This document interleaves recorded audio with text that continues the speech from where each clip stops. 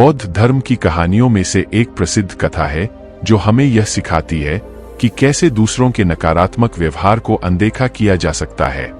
यह कहानी बुद्ध और उनके शिष्य के बीच की है। आइए इस कहानी को सुनते हैं। एक बार भगवान बुद्ध अपने शिष्यों के साथ यात्रा कर रहे थे।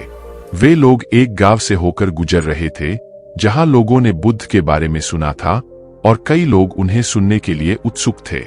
बुद्ध ने गांव के केंद्र में बैठकर अपने शिष्यों के साथ वहां उपदेश देना शुरू किया।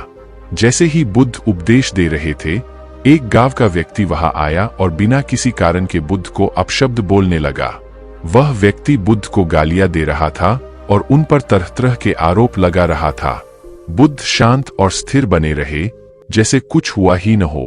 उनके चेहरे पर न कोई क्रोध था और न ही कोई प्रतिक्रिया। बुद्ध के शिष्य इस व्यक्ति के इस व्यवहार से बहुत नाराज हो गए। वे सोचने लगे कि इस व्यक्ति को कैसे सिखाया जाए कि बुद्ध का अपमान करना कितना गलत है। लेकिन उन्होंने बुद्ध के निर्देशों का पालन करते हुए कुछ नहीं किया और शांति बनाए रखी। वह व्यक्ति लगातार गालियां देता रहा, लेकिन बुद्ध ने एक शब्द भी नहीं कहा। थोड़ी देर बाद वह व्यक्ति थक गया और चुप हो गया।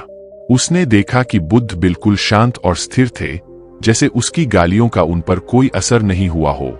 यह देखकर वह व्यक्ति और भी अधिक क्रोधित हो गया। अंत में बुद्ध ने बहुत ही शांति और धैर्य के साथ उस व्यक्ति की ओर देखा और कहा, भाई, यदि तुम मुझे कोई उपहार देना चाहो और मैं उसे स्वीकार न करूं, तो वह उपहार किसके पास रहेगा? वह व्यक्ति अचंभित हो गया और थोड़ा सोचकर बोला, यदि तुम उपहार स्वीकार नहीं करोगे तो वह उपहार मेरे पास ही रहेगा।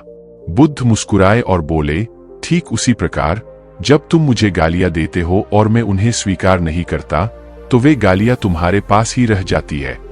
यह सुनकर वह व्यक्ति बहुत शर्मिंदा हुआ। उसे अपनी गलती का एहसास हुआ और उसने बुद्ध से माफी मांगी। उसने बुद्ध से पूछा कि वह अपनी नकारात्मकता और क्रोध को कैसे नियंत्रित कर सकता है। बुद्ध ने उसे शांति से समझाया, क्रोध और नकारात्मकता तुम्हारे मन की अवस्थाएं हैं। जब तक तुम इन्हें अपने मन में जगह देते रहोगे, ये तुम्हें परेशान करती रहेंगी। हमें सीखना चाहिए कि कैसे अपने मन को शांति और धैर्य के साथ नियंत्रित किया जाए। ध्यान और सही विचारों के माध्यम से तुम अपनी नकारात्मकता को दूर कर सकते हो। वह व्यक्ति बुद्ध के ज्ञान और धैर्य से प्रभावित हुआ और उनके शिष्य बनने का निर्णय लिया। उसने बुद्ध की शिक्षाओं का पालन करना शुरू किया और धीरे धीरे अपने जीवन में शांति और संतोष प्राप्त किया। शिक्षा। इस लंबी कहानी से हमें यह महत्वपूर्ण शिक्षा मिलती है कि हमें दूसरों के नकारात्मक व्यवहार को अनदेखा करना चाहिए और अपनी आंतरिक शांति को बनाए रखना चाहिए।